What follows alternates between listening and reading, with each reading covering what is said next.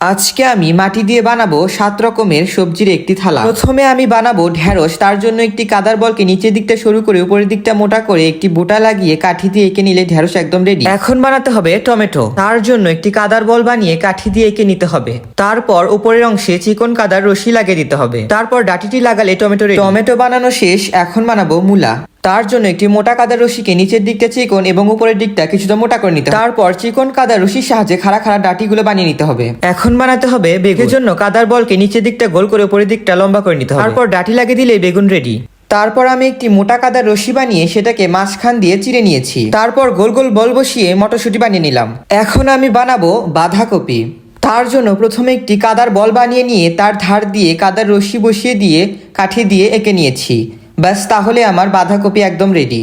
বাঁধাকপি বানানো শেষে একটি মিষ্টি কুমড়াও বানিয়ে নিলাম।